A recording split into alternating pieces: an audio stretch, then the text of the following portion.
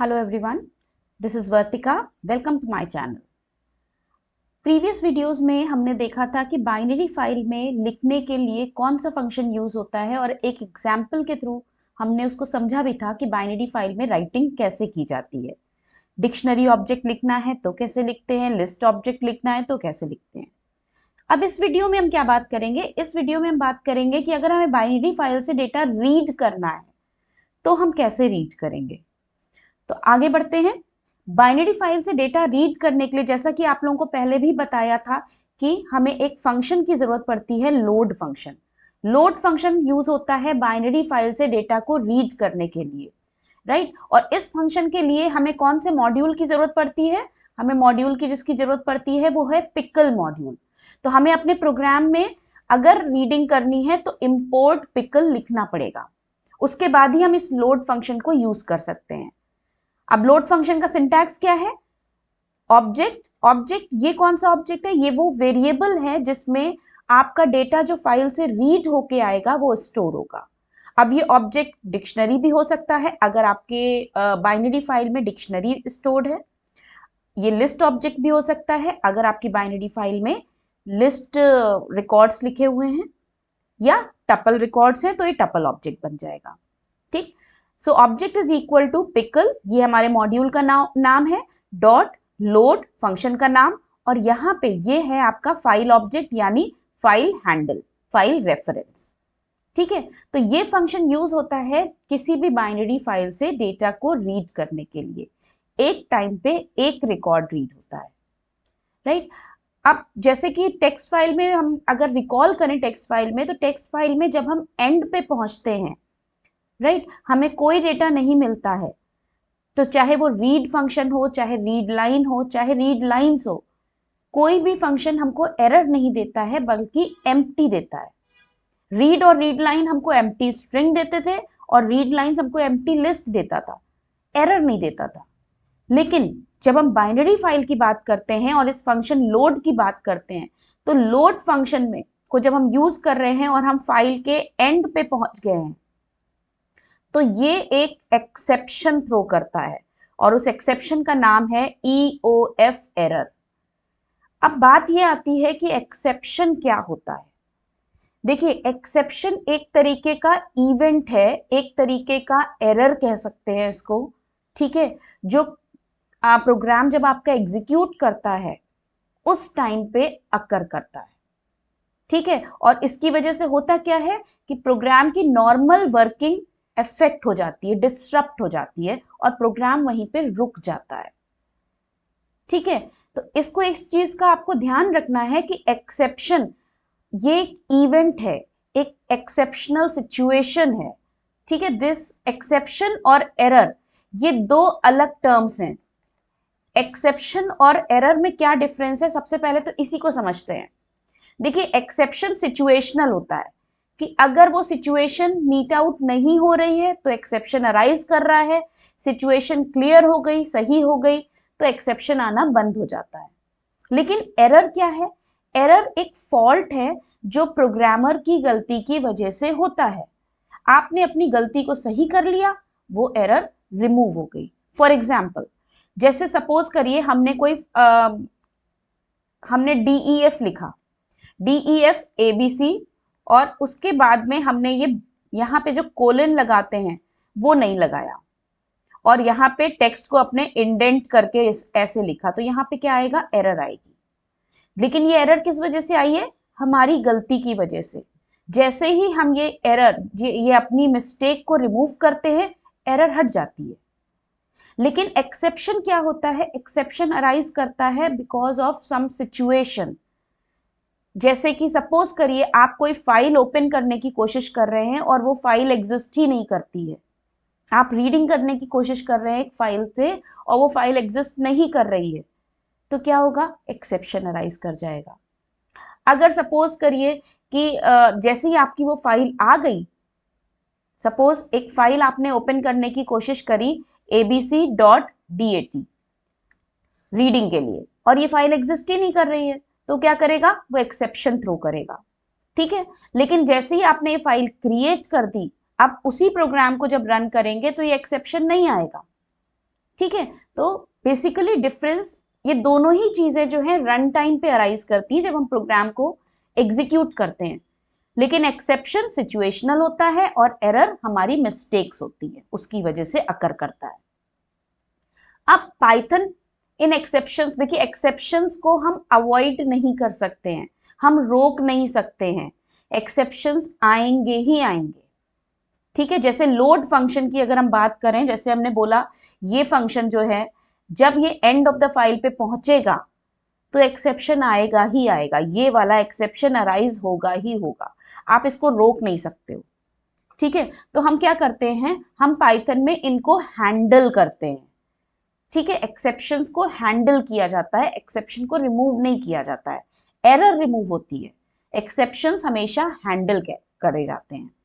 तो जब हम पाइथन में एक्सेप्शंस को हैंडल कैसे करते हैं, हमारे पास दो ब्लॉक्स हैं, एक ट्राई ब्लॉक है और एक एक्सेप्ट ब्लॉक है। इन दोनों ब्लॉक्स के थ्रू हम एक्सेप्शंस को हैंडल करते हैं। कैसे हैंडल करते हैं, ट्राई, जैसे कि मैंने बोला ये एक ब्लॉक है, तो ट्राई के आगे यहाँ पे क्या लगे हैं, कोलन लगे हैं, क्योंकि हम यहाँ पे एक ब्लॉक क्रिएट कर रहे हैं। अब इस ब्लॉक के अंदर हम लिखते क्या हैं, इस ब्लॉक के अंदर हम अपने प्रोग्राम का वो कोड लिखते हैं जिससे एक्सेप्शन आने के चांसेस हैं। जैसे कि हमारे केस में लोड फंक्शन हमको एक्सेप्शन देगा, ठीक है, दे सकता है, तो हम उसको ट्राई ब्लॉक के अंदर लिखते हैं। फिर एक्सेप्शंस बहुत अलग अलग तरीके के हैं, लेकिन हम यहाँ पे सिर्फ एक ही तरीके के एक्सेप्शन की बात कर रहे हैं, इसीलिए हमने क्या लिखा, एक्सेप्ट और एक्सेप्शन का नाम और एक नया ब्लॉक क्रिएट किया। अब इसके अंदर हम क्या लिखते हैं, इसके अंदर हम वो स्टेटमेंट्स लिखते हैं, वो कोड लिखते हैं जो तब रन करेंगे जब एक्सेप्शन रेज होगा। जब एक्सेप्शन अकर करेगा उस टाइम पे प्रोग्राम एब्रप्टली रुकेगा नहीं, बंद नहीं होगा, बल्कि वो इस पार्ट में आ जाएगा और यहाँ पे आपने जो भी स्टेटमेंट्स लिखे होंगे उनको वो एग्जीक्यूट कर देगा।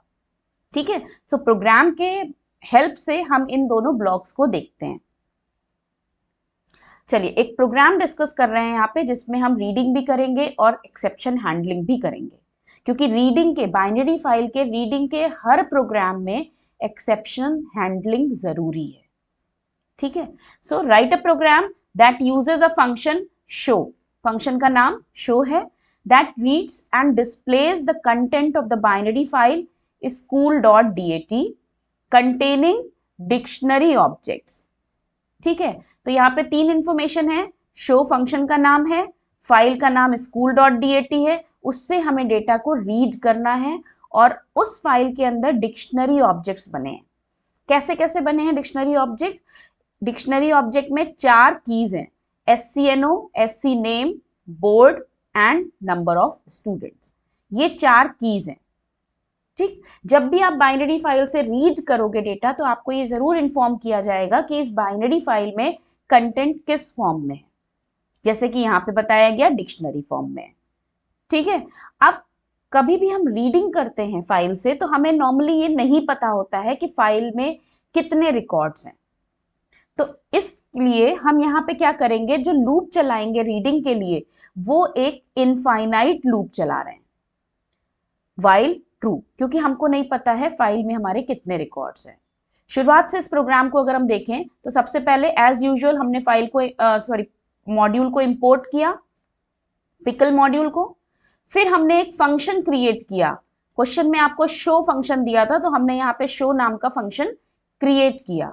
इस फंक्शन के अंदर हमने फाइल को ओपन किया है, कौन सी फाइल, school.dat, और किस मोड में ओपन किया है, रीडिंग मोड में, RB मोड में।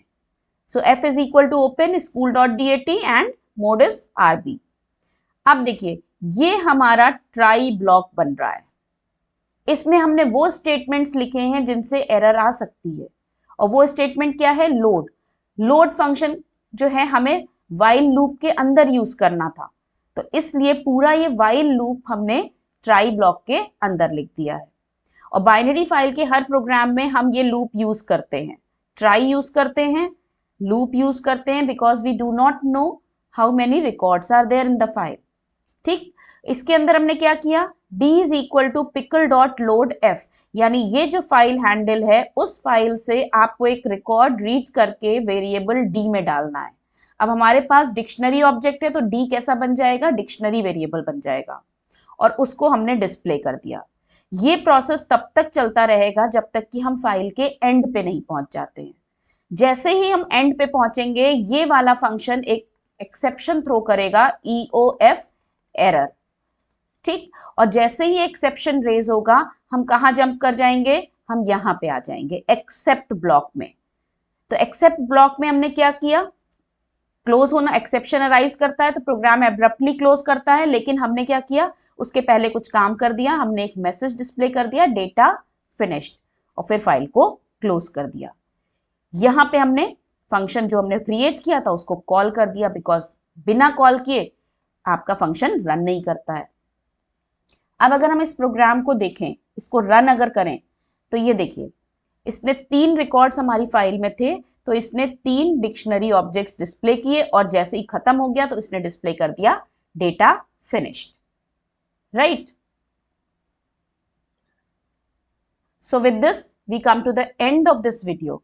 तो इस वीडियो में हमने बहुत ये कह लीजिए डिटेल में स्टडी किया कि बाइनरी फाइल से हम डेटा को कैसे रीड करते हैं, लोड फंक्शन क्या है, उसके लिए हमें कैसे एक्सेप्शन हैंडलिंग करनी है, ये चीजें हमने डिस्कस करी हैं, ठीक है। नेक्स्ट वीडियो में हम बात करेंगे कि अगर हमें बाइनरी फाइल से डेटा सर्च करना है, ठीक है, कुछ रिकॉर्ड को ढूंढना है, तो हम कैसे ढूंढेंगे। तो अगर आपको ये कॉन्सेप्ट बिल्कुल समझ में आ गया है तो प्लीज इस वीडियो को लाइक एंड सब्सक्राइब जरूर करिए, और बेल आइकन को जरूर दबाइएगा, ताकि नेक्स्ट वीडियो जैसे ही आए आपको नोटिफिकेशन मिल जाए। So till then, thank you.